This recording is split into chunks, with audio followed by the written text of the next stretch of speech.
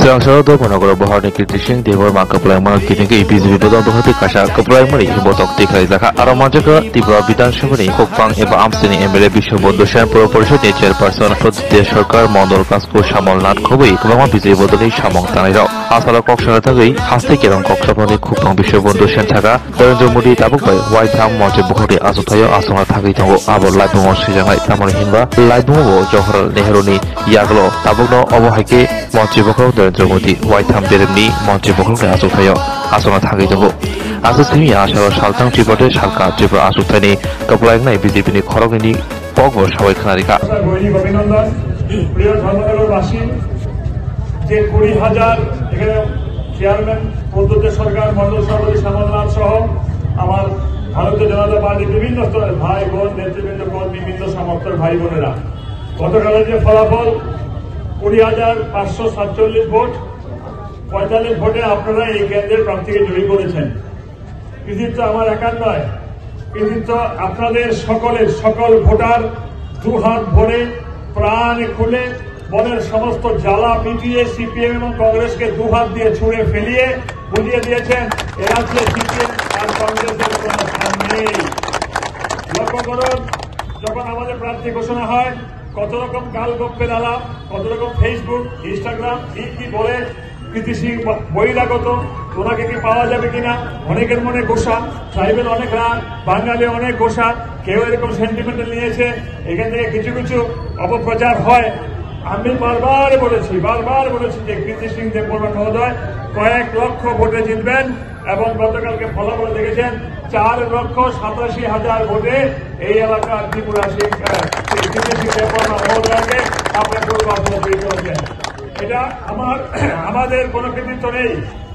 1 নম্বর কৃতিত্ব সমস্ত ত্রিপুরার জনগণের, আর ফুল কৃতিত্ব আমাদের মাননীয় প্রধানমন্ত্রী নরেন্দ্র মোদীজির।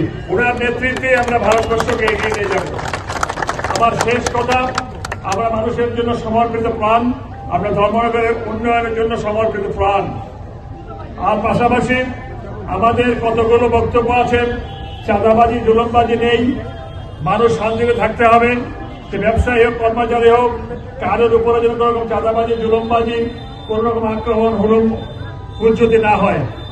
গতকালকে লক্ষ্য করেছেন কাউন্টিং হলের শেষের পরে সবাই এখানে এসে জয়িত ক্লাবের এখানে সমাবেত হয়েছে বৃষ্টির মধ্যে, তারপর যার বাড়ি ফিরে গেছেন সবাই। এটাকে রিভার্স হয়েছে ভাবুন। মনে করুন ত্রিপুরা রাজ্যে সিপিএম ক্ষমতায় আছে, 4 লোকসভা নির্বাচনে জয়ী হয়েছে, গতকালকে দুপুরবেলার পর থেকে আজকের দিন পর্যন্ত বোমাবাজিতে কেউ থাকতে পারত না। তারপরে মুখে গন্ধ লাগিয়ে চাঁদাবাজি জুলুমবাজি হুজ্জতি মিটিং মিছিল করে মানুষের জীবনটাকে জেরবার করে দিত।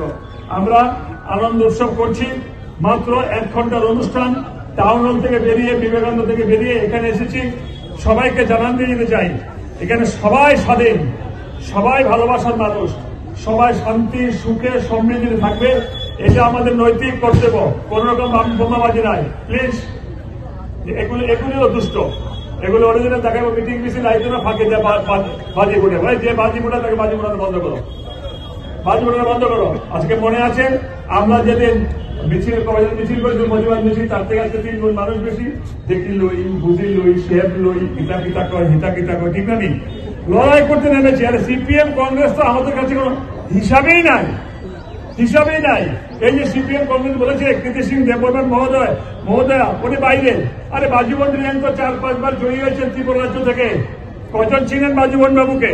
সিপিএম এর প্রাক্তন সাংসদ কয়জন দেখেছেন? জিতেন বাবু তো একবার এমপি ছিলেন, কয়জন দেখেছেন জিতেন বাবুকে? জিতেন বাবু কি কাজ করেছেন? সিপিএম এর এমএলএ কোনো কাজ করতে পারে না, তাই মানুষ চলে দিয়েছে।